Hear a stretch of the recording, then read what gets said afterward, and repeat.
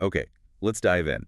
Have you ever thought about making your garage door stand out? Like really stand out? Yeah, instead of just, plain white or beige. Exactly. We're looking into a company called Garage Buddy today. They sell these really fun decorative covers for garage doors. Right. Holiday themes, nature scenes, patriotic stuff, even glow in the dark ones, apparently. Sounds cool, right? Yeah. But the big question, as always, Is it legit?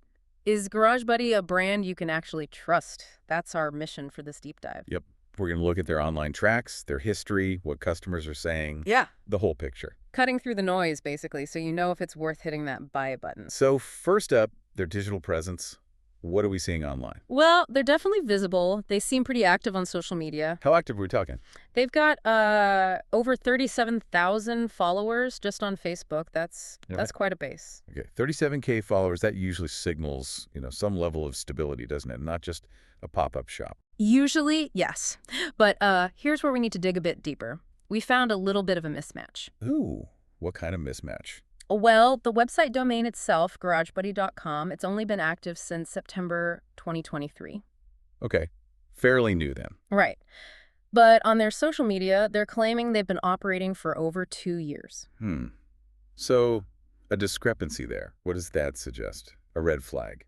Not necessarily a huge red flag, but it's something, Toad. It could mean a few things. Like a rebrand, maybe. Or they moved from a platform like Etsy. Exactly. Or maybe a change in ownership. We flagged it, keep it in mind, but it doesn't automatically scream scam, especially when you look at other factors. Right, like can you actually contact them if something goes wrong? That's always key for me. Absolutely. And GarageBuddy does provide contact info. They list both a customer support email and a physical address. A physical address, not just a P.O. box. Note a verifiable physical address. And that builds significant trust. It means there's accountability. Yeah, if your order gets messed up, you know there's a real place, not just an email address that might disappear. Precisely. It really reduces the risk for you, the customer. Okay, so the basic legitimacy checks. Yeah. They seem to pass those, despite the minor history question. What about the actual product? Do people like these covers? Overall, yeah, the feedback looks pretty positive. On Trustpilot, they're sitting at a 4.4 star rating. 4.4.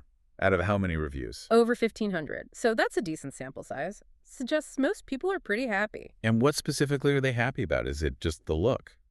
The variety gets mentioned a lot, sure, but also the quality. People say they're durable, and interestingly, the ease of installation. Oh, yeah. How do they attach? I was wondering about that. It uses Velcro Yeah. and bungee cords. The clever part is that it's designed so your garage door can still open and close normally with the cover on. That is smart. So it's not just a static banner you have to take off all the time. Right. Good design there. But of course, it's not all perfect. There are some criticisms we need to mention. Okay, let's hear the downsides. What are the main complaints? The most consistent one, particularly popping up on places like Reddit, is about sizing. Sizing. Too big, too small. A bit small seems to be the consensus from those comments. They don't always cover the entire door edge to edge for some people. Does it look bad or just slightly undersized? Sounds like just slightly undersized. Someone even compared them to a competitor, Garage Celebration, saying those covers were bigger. Okay, so if you're buying, definitely measure your door carefully first. That's good to know. Absolutely. Critical detail. Measure twice, buy once. Right. What else? Any other issues? Some reports of shipping delays. That can happen with popular decorative items, though. And a few people mentioned sort of quirky effects with the glow-in-the-dark designs in low light. Quirky effects. Like not glowing right. Maybe. The source just said quirky, so it's a bit vague. Could be how the material reflects light dimly, but honestly, these feel like minor points compared to the overall positive feedback. So weighing it all up. The social proof, the physical address, the mostly good reviews versus the sizing thing and minor quirks. What's the verdict? I'd say Garage Buddy appears legitimate. Yes, there's that small question mark over their exact start date, but the customer satisfaction is high and they provide real contact info. So not a scam.